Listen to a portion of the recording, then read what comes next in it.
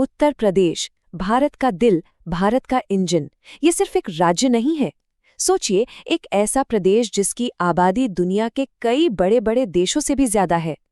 तो आज हम इसी विशाल प्रदेश की कहानी को समझेंगे कुछ दिलचस्प आंकड़ों और तथ्यों के साथ।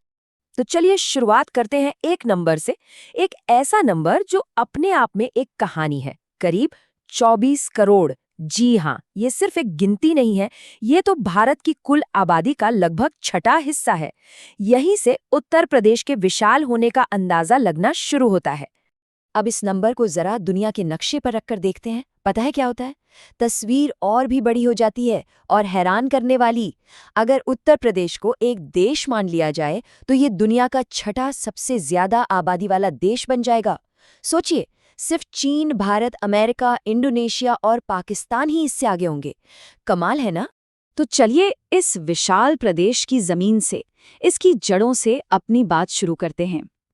आखिर इसकी पहचान क्या है? कौन सी वो चीजें हैं, वो प्रतीक हैं जो उत्तर प्रदेश को उत्तर प्रदेश बनाते हैं? देखिए, हर राज्य की ना अपनी एक पहचान होती है जो उसके प्रतीकों में दिखती है। उत्तर प्रदेश की बात करें तो यहाँ का राजकीय पशु है बारहसिंगा, राजकीय पक्षी है सारस क्रेन, पेड़ है अशोक का और फूल है पलाश का। ये सब सिर्फ नाम नहीं है, ये सब मिलकर यहाँ की कुदरती विरासत की एक खूबसूरत कहानी सुनाते हैं। अच्छा, इन प्रतीकों से थोड़ा और आगे बढ़ते हैं और अब हम उतरते हैं प्रदेश के कुदरती खजानों की गहराई में। तराई के घने जंगलों से लेकर यहाँ की बड़ी बड़ी नदियों के मैदानों तक, यहाँ की जो बायोडाइवर्सिटी है वो सच में हैरान कर देती है। तो सवाल उठता है कि यहाँ पर्यावरण को लेकर क्या स्थिति है। चलिए देखते हैं। जो भारत की वन सर्वेक्षण रिपोर्ट है 2023 की, उसके मुताबिक उत्तर प्रदेश का करीब 9% से ज़्यादा हिस्सा हरियाली से ढका हुआ है। अब इसमें से लगभग 6.24% तो घने जंगल हैं और बाकी 3.72% दूसरे पेड़ पौधे। मतलब ये आंकड़े हमें राज्य की ग्रीनरी की एक साफ तस्वीर देते हैं। और हाँ, जब जंगलों की बात हो रही है तो बाघों की बात कैसे ना हो। टाइगर कंजर्वेशन में भी उत्तर प्रदेश का रोल काफ़ी अहम है। यहाँ कुल 4 टाइगर रिजर्व हैं। एक है दुधवा, फिर पीलीभीत, अमनगढ़ और एक सबसे नया वाला जो 2022 में बना, चित्रकूट का रानीपुर टाइगर रिजर्व। सिर्फ बाघ ही नहीं, यहाँ का पूरा इकोसिस्टम बहुत रिच है।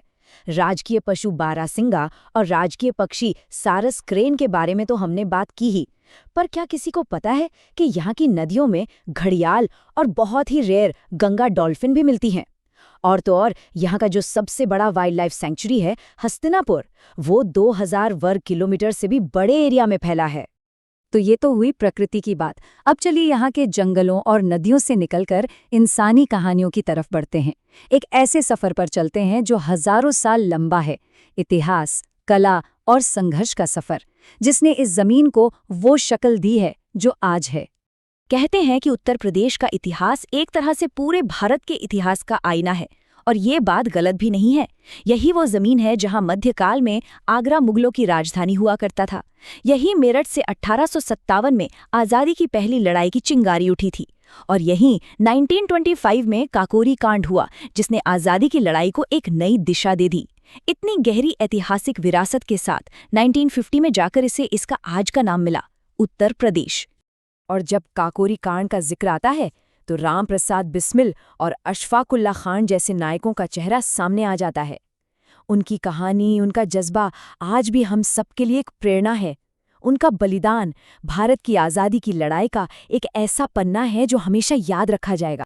इतिहास तो बहुत गहरा है, पर यहाँ की लोक संस्कृति भी कुछ कम नहीं है, एकदम जीवंत।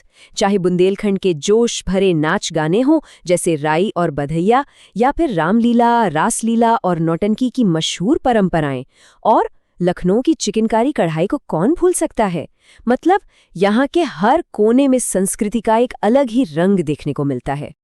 और इस कल्चरल डाइवर्सिटी को और भी रंगीन बनाते हैं यहाँ के जनजातीय समुदाय। इनमें सबसे बड़ा ग्रुप है गोंड समुदाय का, जो कुल ट्राइबल आबादी का लगभग 50% है। इनके अलावा सोनभद्र में खरवाड़ समुदाय है और तराई के इलाकों में थारू जनजाति। ये सब उत्तर प्रदेश की पहचान का एक बहुत जरूरी हिस्सा हैं। तो इतिहास और संस्कृति की इस खूबसूरत यात्रा के बाद अब रुख करते हैं वर्तमान और भविष्य की ओर। चलिए अब देखते हैं कि आज उत्तर प्रदेश की अर्थव्यवस्था कहाँ खड़ी है और आने वाले कल के लिए इसके इरादे क्या हैं। जब बात अर्थव्यवस्था की आती है तो पिछले कुछ सालों में यहाँ एक जबरदस्त उछाल देखने को मिला है। अगर आंकड़ों पर नजर डालें तो राज्य की जीएसडीपी यानी ग्रॉस स्टेट डोमेस्टिक प्रोडक्ट 2016-17 में जो करीब 13 लाख करोड़ थी, वो 2024-25 तक बढ़कर 2 गुने से भी ज्यादा 30 लाख करोड़ के पार पहुंच गई है। ये दिखाता है कि ग्रोथ कितनी तेजी से हो रही है। और आगे का लक्ष्य? आगे का लक्ष्य तो और भी बड़ा है, $1 ट्रिलियन। जी, $1 ट्रिलियन की इकोनॉमी। ये है उत्तर प्रदेश का बड़ा सपना, इसका बड़ा लक्ष्य। लेकिन एक जरूरी सवाल ये भी है कि इस बड़ी ग्रोथ का फायदा आम आदमी तक पहुंच रहा है या नहीं। तो आंकड़े कुछ इशारा करते हैं। देखिए, पर कैपिटा इनकम यानी हर व्यक्ति की औसत आय, जो 2016-17 में करीब 54,000 रुपए थी, वो अब बढ़कर लगभग 1.1 लाख रुपए हो गई है, मतलब लगभग 2 गुनी। अच्छा, इस ग्रोथ को सही दिशा देने के लिए सरकार का फोकस कहाँ है? ये हमें बजट में साफ साफ दिखता है। 2026-27 के बजट में सबसे बड़ा हिस्सा यानी 22% इंफ्रास्ट्रक्चर पर खर्च करने का प्लान है। मतलब साफ है कि विकास की नींव को मजबूत बनाने पर सबसे ज्यादा जोर है। इसके बाद नंबर आता है शिक्षा और कृषि का। तो $1 ट्रिलियन की इकोनॉमी तक पहुंचने का ये रास्ता बनेगा कैसे? इसके लिए 3 बड़े पिलर्स पर काम हो रहा है। पहला तो है इंफ्रास्ट्रक्चर, मतलब एक्सप्रेसवेज, एयरपोर्ट्स वगैरह बनाना। दूसरा है इन्वेस्टमेंट्स लाना, 50 लाख करोड़ से भी ज्यादा के निवेश प्रस्तावों को हकीकत में बदलना। और तीसरा, जो शायद सबसे जरूरी है, वो है ह्यूमन डेवलपमेंट, यानी स्वास्थ्य और शिक्षा पे फोकस करना। और इस आर्थिक तरक्की का असर समाज पर भी दिख रहा है। इसका एक बहुत बड़ा सबूत ये है कि पिछले कुछ सालों में 6 करोड़ से ज्यादा लोगों को मल्टी डायमेंशनल पॉवर्टी यानी बहुआयामी गरीबी से बाहर निकाला गया है। ये एक बहुत बड़ी कामयाबी है। तो इस पूरी कहानी को अगर समेटें तो क्या दिखता है?